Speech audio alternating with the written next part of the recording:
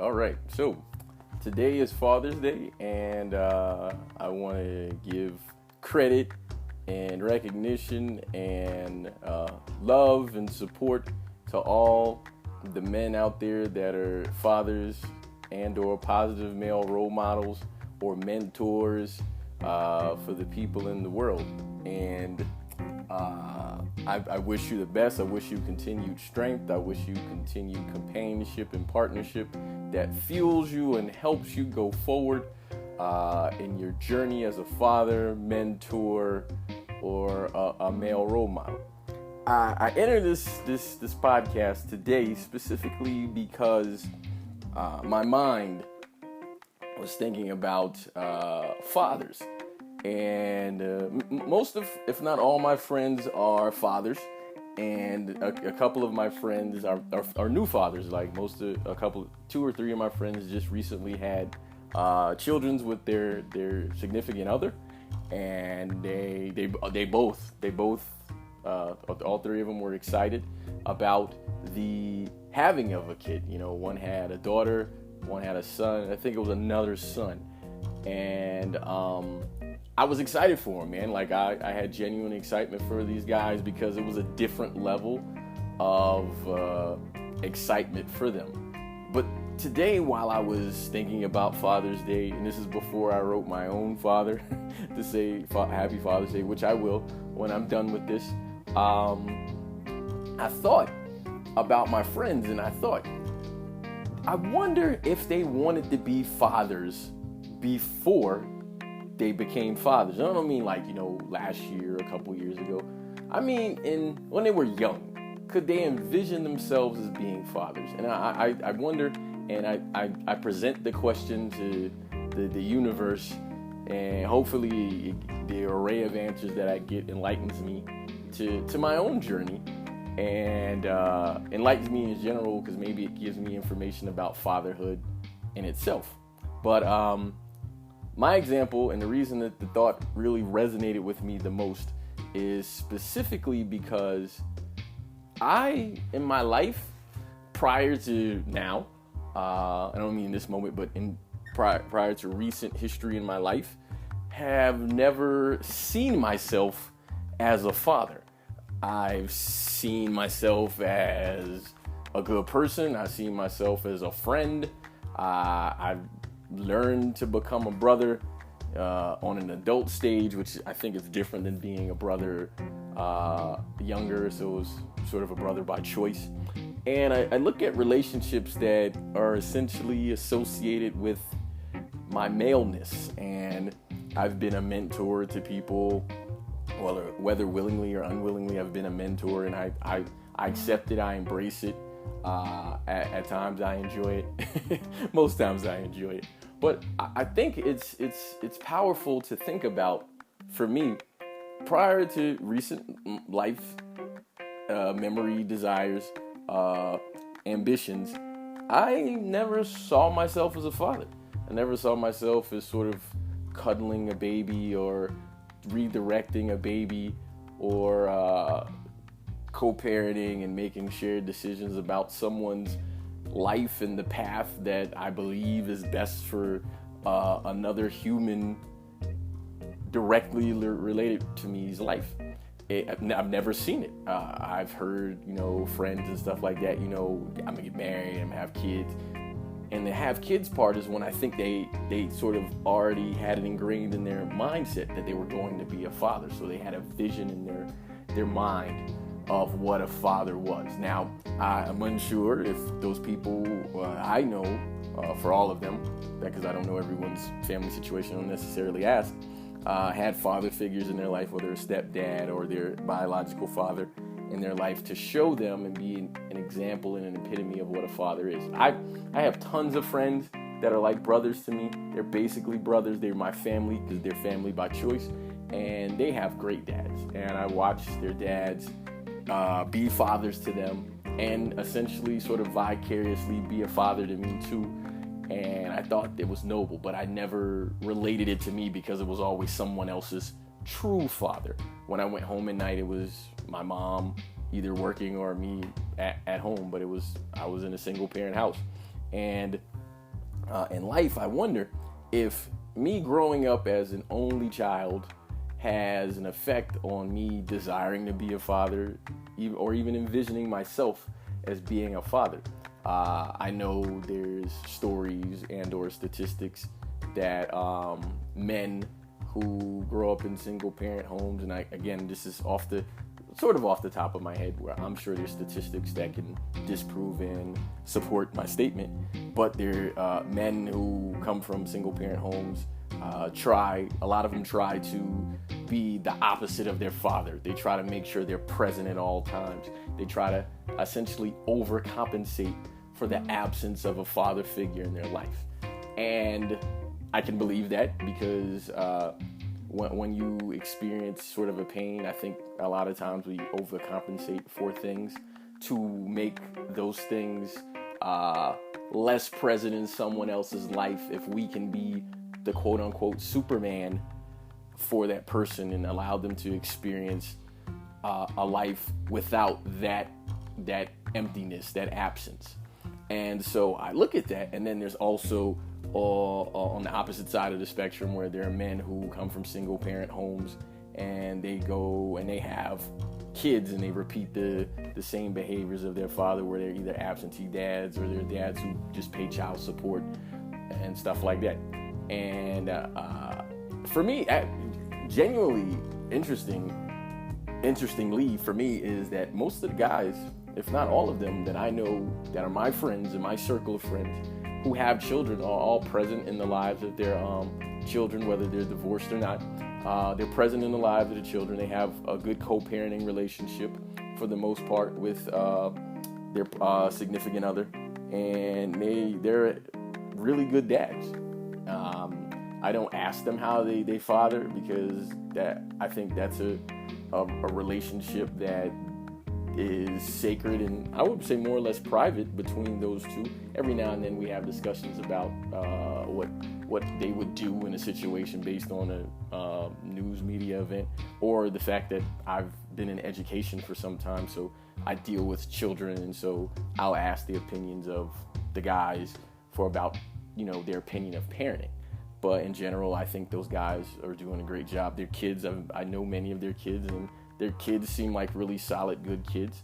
So I feel like they're doing a quality job. But I also, in my heart, I believe they envision themselves, seeing themselves as fathers. And that's why when they became fathers, it was natural, and sort of the universe worked that wavelength in their life where they would be able to be fathers. For me, I'm in a different stage of life.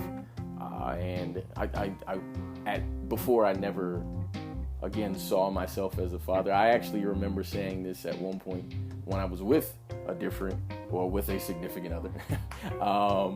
I said I would never have kids, and it was sort of I had a rationale. It was sort of selfish. It was along the lines of, one, I didn't want to be an absentee father. My father was not directly involved in my life, while I have a relationship with my father now, because like I said, I'm going to call and say Happy Father's Day to him, because we have to be, we don't have to be, but in my opinion, we have to be different people as you become mature, more educated, and understand that the things that people did to you in the past is largely probably different than what they will do and do to you in the present, because they're different people.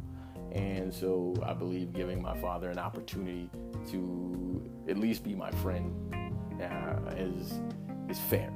And I don't know if you ever grow up past needing a parent in the sense of guidance, but I feel like I was blessed to know who my father is, and at this point it's my choice to know him.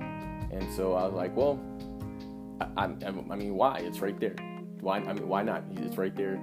I'm going to say and do and try to be present as much as possible. I thank my sisters for that. My sisters really were the linchpin for that, because sort of the male-to-male relationship, I think, is a little bit colder than the male-to-female relationship. But in a past relationship, I couldn't see myself as a father. And I was doing it because I thought I would be sparing a kid the pain of maybe me being absent or maybe me not being good enough, or even the fact that there's personal ambition that I want to do and I want to be able to focus on those personal ambitions. And I've seen so many parents publicly say, oh, they can't do this because they have kids, or they can't do that because of kids, or often, maybe not often is the right word, but I've heard it a number of times where children are used as a sort of a hindrance or a crutch preventing ambition or activity. And for me, I'm ambitious now.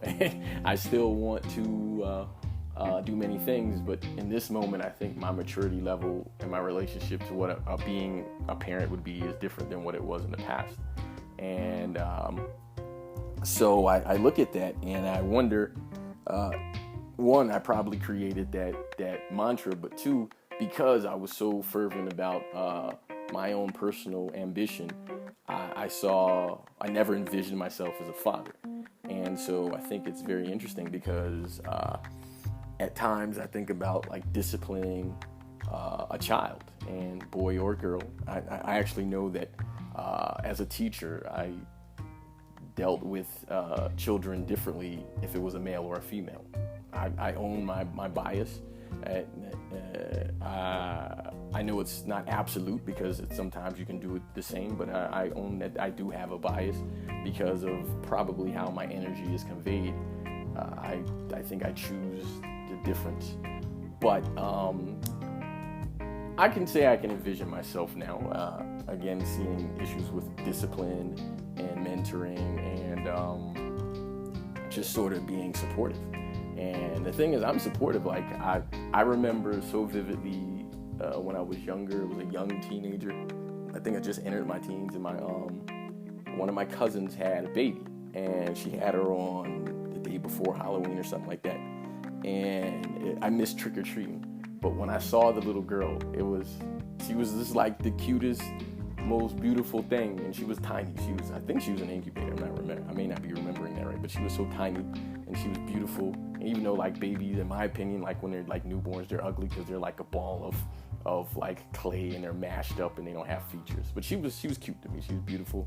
I could feel energy from her. I could feel love. Like I had love for her, and she didn't do anything for me, and I thought that was an amazing thing. But in the same breath, I never envisioned me being anyone's father. Like, again, I have friends. I actually joke with I've joked with their wives and say, hey, well, I don't touch babies until they have strong neck muscles because I don't want to break them. But my cousin, when she was little, I remember specifically holding her when she was a little tiny baby. But I also remember changing her diapers, and I embraced that. Like, I just thought it was the coolest thing because I got to watch her grow up and be cute and sweet and become, a person, and it was just really cool. But again, that vision never fit me. It was always external me. It was someone else's kid, someone else's path, and there was something I could exit from at any time. And I think thinking about the fact of being a father, that truthfully, if we're honest, it's a job that you don't exit from. It's a long haul thing, whether you accept the role of being a father or no. You're always, if you have biological children, you're always their biological father. They may not accept you, you may not perform the tasks, but you are a father. And so I look at that, and again, talk about today, this is the first time I could see it, and it's still a cloudy vision, because for me, I believe my goal is to be present in the life of a child, and also to be aware of myself, my ambition, and how my ambition now affects another person. Because for my whole life, my ambition was always about what was in it for me. And now it's a matter of, okay, maybe another generation of me would be awesome.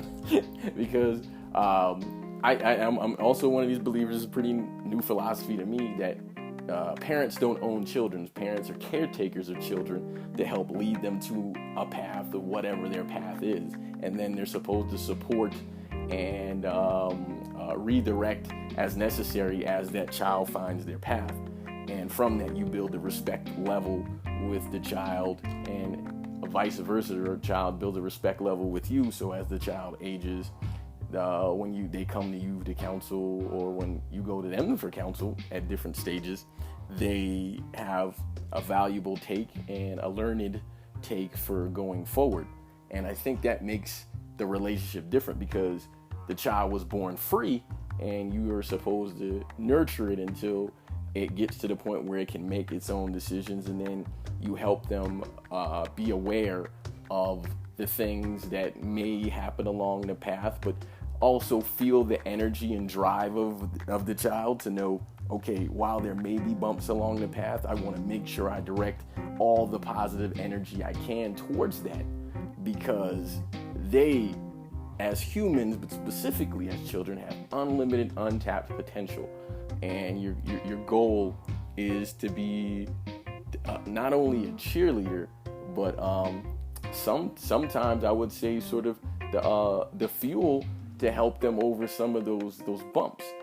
And so seeing that now in myself, I think it makes it different. And I've always thought, when I've had meetings with parents where parents will ask, oh, well, do you have children?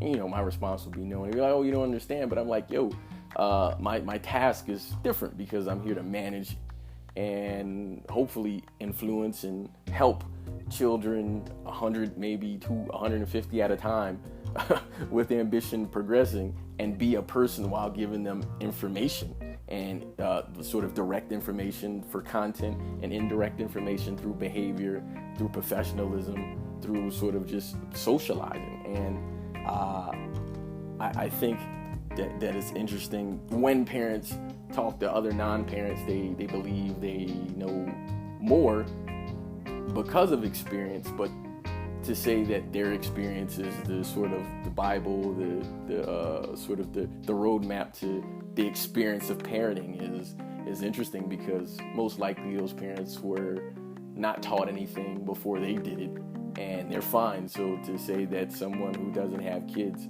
is unable to understand the path and mythology or even mannerisms is insulting, because they were once that person and somehow they did well. So why do you believe this person is unable? So I wasn't terribly insulted, but I think it's a very short-sighted thing that they can take into parenting, and I think it actually affects the ability of parent in some kind of way, because I think many mentors enter a child's life that are non-blood related, that are not parents to the child.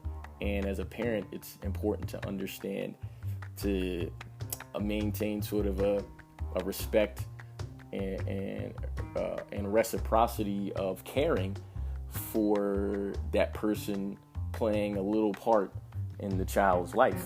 And so I think if we are being honest with ourselves, we have to understand, one, children are the greatest, one of the greatest gifts that being human beings we're able to create. It's one of the greatest gifts we can create as human beings. But second, the choice to be a parent is an amazing gift in itself, and it's a gift that it's similar to school. There's a financial investment that you put in there, and you have no idea what the return is. It's, again, the funding for school. But you put into it because you know that this thing is going to be absolutely amazing when it sees, understands, recognizes, and goes towards what it is going to be, and realizing that it has no ceilings, no limitations. And as a parent, that they have to make sure that they don't become the ceiling, they don't become the limitation. And so I wanted to put that out there because that was in my mind about I never saw myself as a parent. I never related to parenting, but maybe one day, hopefully one day, I get to speak from an experience, quote unquote, take. But on this day, I didn't do this for Mother's Day, so happy Mother's Day for those people. But today, happy Father's Day. And I wish everybody an absolutely amazingly successful day.